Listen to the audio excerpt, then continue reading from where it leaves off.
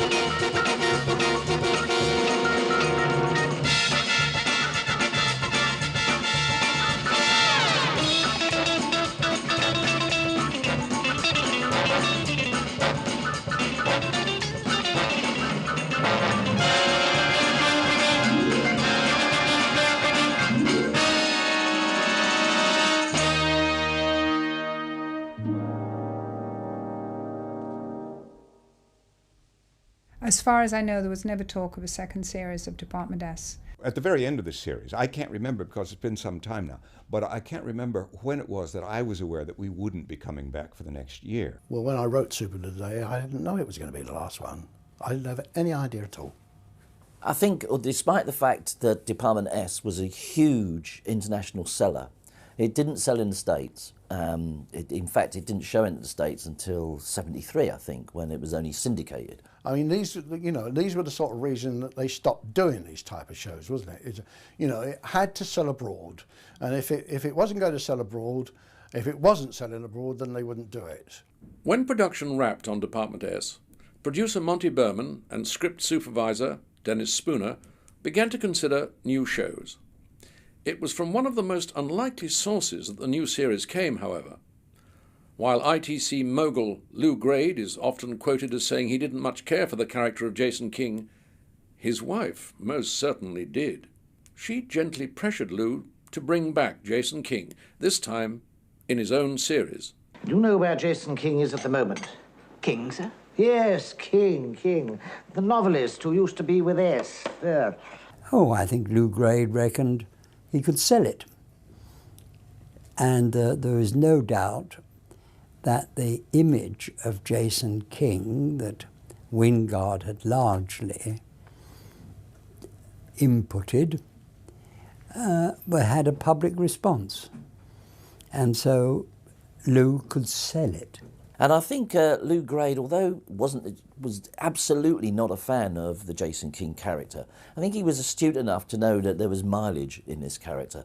And when he looked at Department S, which I don't think he was a big fan of, when he looked at Department S, I think he thought to himself, well, if we're going to do something with this, let's take the most successful element and build a show around that. Jason, when I'm trying to make up my mind whether to buy a series or not, I like to be told about it. Providing you don't mind, of course. Chacun a son goût. What? Well, that's fine. Yeah, see, I can see it better that way. I can see it. They then came up with this idea, I suppose, that people liked Jason King so much, that character.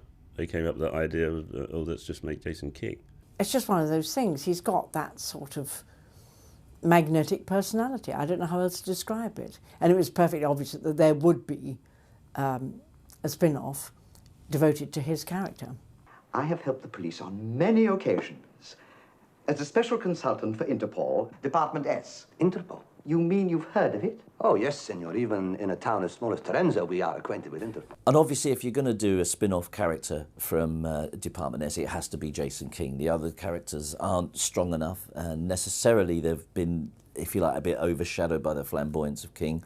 So if you are going to take one element to spin it off, it's going to be him. Well, don't get me wrong, Jason, but well, you see, in television, you have to punch into the story. Yes, what about motivation and characterization? Jason, who cares about motivation? I do. While virtually the entire production crew from Department S moved onto the new project, Wingard was the only one of the 3 Department S leads to continue their roles. Despite him lobbying for others to return so that they could offset his character, Monty Berman insisted that only King would remain, taking centre stage for each of the 26 episodes. It was a natural thing for his character to do that, because even within Department S, his character had its own life, and which Joel and my characters were very much based in Department S. We didn't really have much of a life outside. You know, it was a way unfair on old Joel Fabiani because, again, as I say, I thought he was very good, and you know, I think he could have gone further than he did in this country, actually. Well, Department S assured us that you wouldn't let us down. I am recovering. Well, that's very presumptuous. I'm no longer with Department P, Q, R, or S. I am recovering from physical exhaustion. Yes, well, we're not interested. By that time, I'm sure that Joel wanted to be back and pursuing his Hollywood career. And if you think about it, if it hadn't sold well in America, if it wasn't going on out there, then it wouldn't have been worth Joel's while to stick around anyway. I was pretty well back in the States doing my thing here, and I didn't realize, or I don't, while I would have loved to have done it again, I could understand if they hadn't made a real sale to an American television show, and they were kind of thinking about dropping it entirely. I think if Peter went in and very actively pushed to try and get another little series out of it, that it wasn't an unwise move on his part or on theirs. What's American intelligence doing here? Well, the same as you, I guess, or isn't Department S on our side anymore?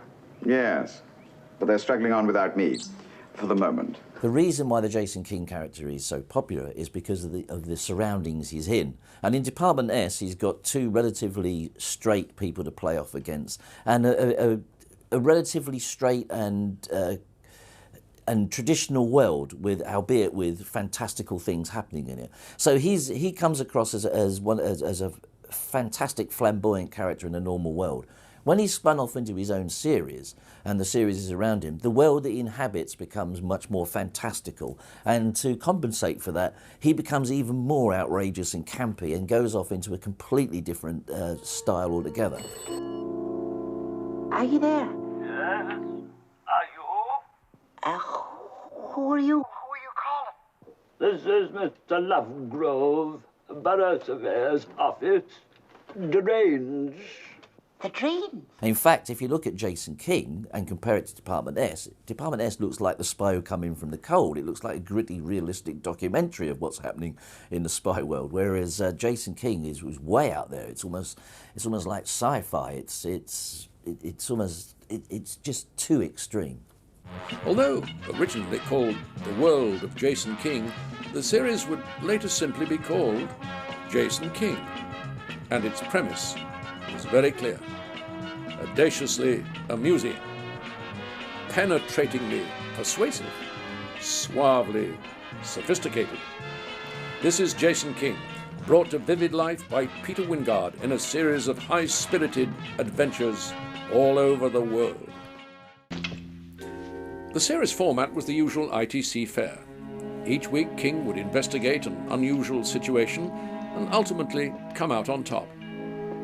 This time, however, it would be done with style and panache, with King's larger-than-life personality playing a key part in the proceedings.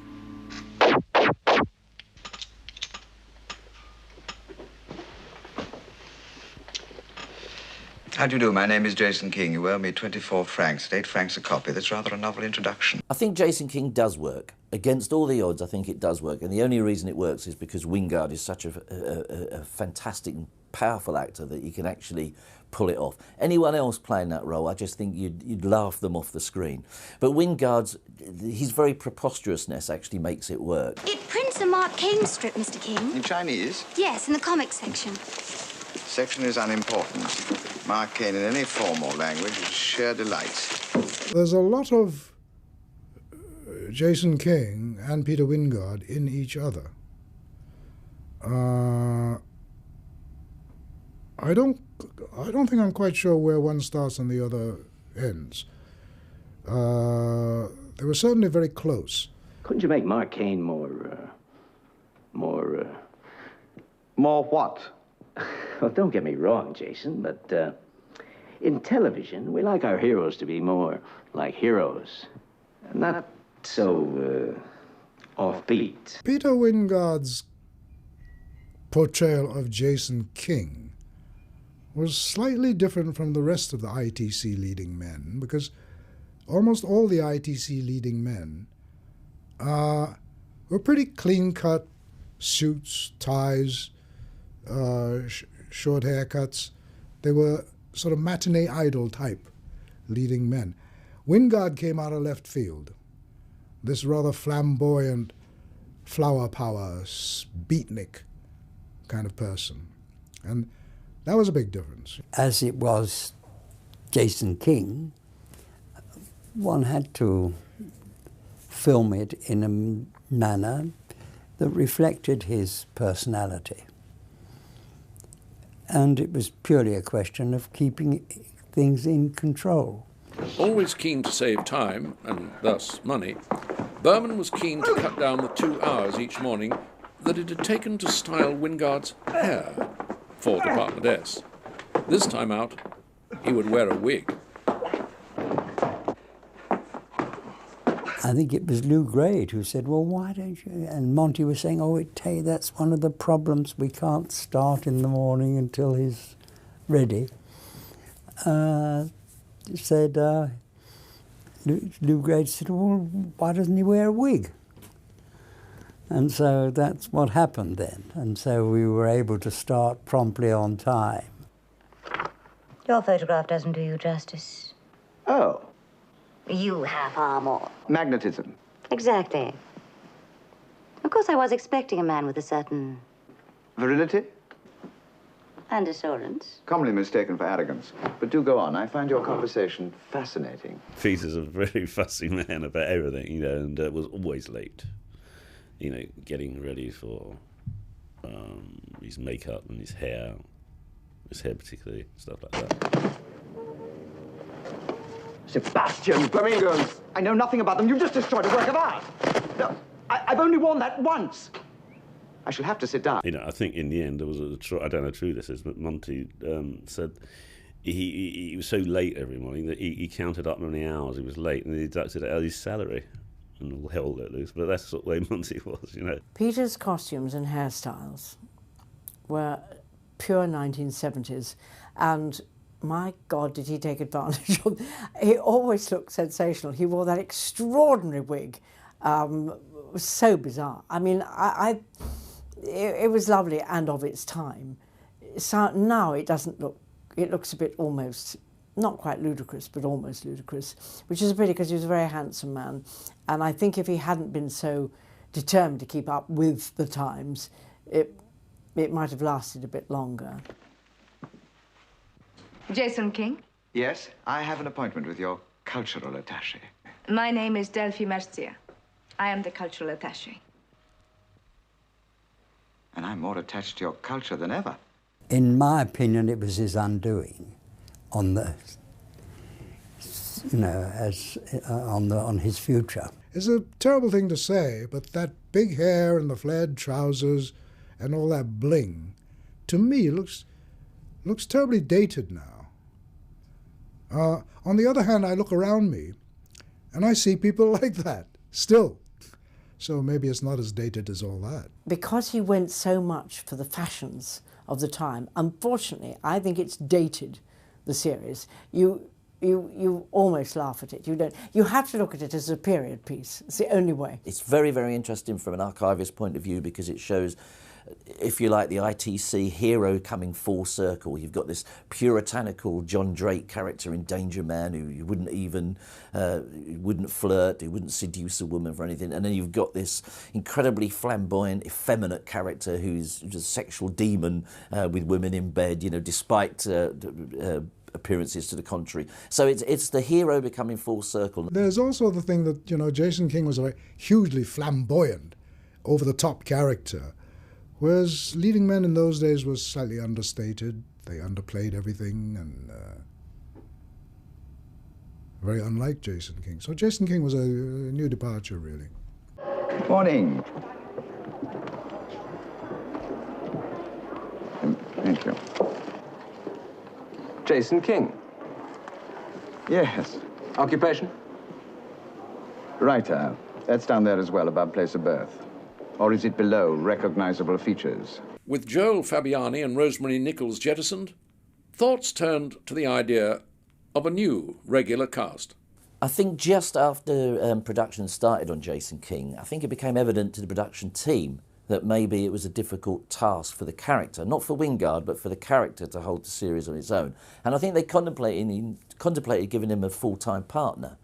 I think they looked around for a few actors, and they actually settled on one and thought, yeah, we could do this. But in the end, they didn't, for whatever reason, they didn't give him a partner. Through discussions, it was decided that the reoccurring character of his publisher would be utilised to help bring some level of continuity. But I don't know how you're going to get your draft in on time. Really, the way you go on, you'd think I'd never... Have I ever failed you? Continuously. Once again, Berman and Spooner cast an actress they had worked with before. Anne Sharp had appeared in several ITC shows before, including The Saint, What? The Champions, and Randall and Hopkirk Good morning. Deceased.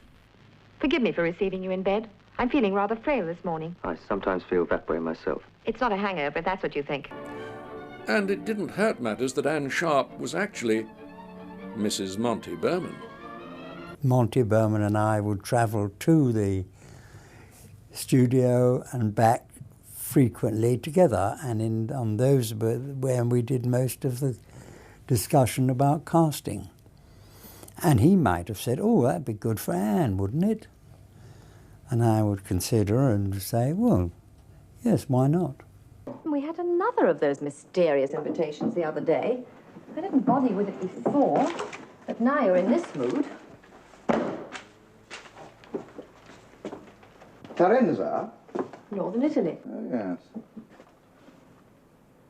It is mysterious. There was his book agent, Anne Sharp, who was the person that sort of very often was a catalyst in the plot. That was because Jason perhaps had found he'd won an award somewhere for a book that he didn't write. So that would start a plot, or she would get him a deal to convert Mark Cain into a TV series. So she was important as someone that oiled the wheels of the plot. I'm offering you a bargain, Jason. Ah, A straight, sordid commercial bargain. that's why you flew over from London. Exactly. Not so. The information on Netta Hamilton in exchange for the rest of your book. You want to swap 5 soul-searching, sweat-stained chapters for some tidbit information about Netta Hamilton's death last month? There's more than that, Jason. And also on the scene occasionally was Dennis Price as the sort of British Secret Service head that would cajole Jason into doing jobs for him, using the threat of his unpaid taxes to force him into doing stuff. Jason, my dear fellow, I'm delighted you volunteered to help us. So there was people that you could see now and then, but basically the show just centred around Jason King. The old brigade of writers such as Philip Broadley, Donald James and Harry Junkin were duly employed with somewhat predictable but nonetheless enjoyable results. He's obviously a scriptwriter and fast. You need to be fast. You could rule out most of our illustrious names. TV films, perhaps. What about Philip Broadley? Who?